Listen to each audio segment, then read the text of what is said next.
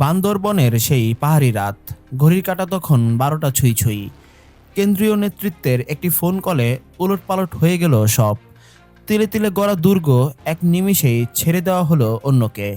কিন্তু ১২ ঘন্টা পার হতেই দৃশ্যপট পাল্টে দিল মাঠের কর্মীরা।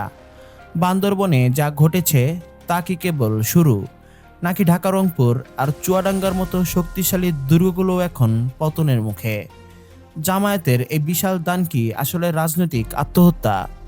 আজ আমরা উন্মোচন করব জামায়াত এনসিপি জোটের পেছনের সেই দগদগে সত্য। চুয়াডাঙ্গা ২ আসন, যেখানে ১৯৯১ সাল থেকে জামায়াতের শেকড় পাথরের মতো শক্ত, সেখানে প্রার্থী করা হলো এমন একজনকে যিনি দিনরাত জামায়াতকে গালমন্দ করেন। কর্মীরা প্রশ্ন তুলেছেন, যাকে গালি দিয়েছি আজ তার জন্য ভোট চাইব কোন মুখে? ঠিক একই হাহাকার ঢাকা ১১ আসনে। আতিকুর রহমানের নিশ্চিত বিজয় কেড়ে নিয়ে কেন তুলে দেওয়া হলো এনসিপির হাতে? জুলাই বিপ্লবের দোহাই দিয়ে কি আসলে কর্মীদের পিঠে ছুরি মারা হচ্ছে? ঢাকা ৮ আসনের দিকে তাকান। যেখানে মীর কাসেম আলীর মতো ব্যক্তিত্বের রক্ত ঘাম আছে, সেখানে প্রার্থী করা হয়েছে এমন একজনকে যাকে দুধের শিশু বললেও পাপ হবে। চাঁদপুর থেকে ঢাকা, কোথাও অস্তিত্ব না পেয়ে এখন জামায়াতের কাঁধে ভর করতে চায় এই বিতর্কিত নেতৃত্ব। ফেনীতেও কি একই খেলা? অধ্যাপক লিয়াকত আলীকে বাদ দিয়ে কেন আনা হলো জামায়াত ভাঙ্গার কারিগরকে? এটি কি সমঝোতা, নাকি কর্মীদের হৃদয়ে রক্তকরণ ঘটানোর নতুন কোনো নীল নকশা? ইসলামী আন্দোলন বাংলাদেশ নাকি ১৪৩টি এ গ্রেড আসনের স্বপ্ন দেখছে।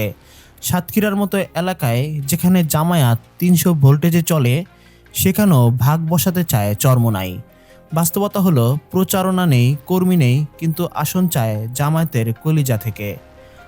আমিরি ডক্টর শফিকুর রহমানের এই অতি উদারতা কি শেষ পর্যন্ত গাদ্দারি জন্ম দেবে? এনসিপির এই বাচ্চা কাচ্চারা জিতলে কি আদৌ জামাতের পাশে থাকবে, নাকি প্রথম সুযোগেই পল্টি নেবে?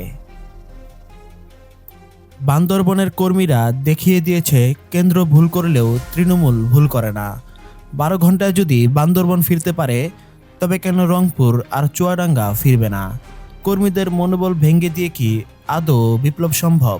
প্রিয় দর্শক, আপনার কি মনে হয়?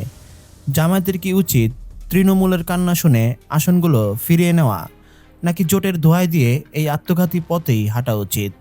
আপনার মতামত কমেন্টে জানান। এখনই সময় কথা বলার, নইলে এই ভাঙ্গনের শব্দ কোনোদিন আর মেরামত করা যাবে না।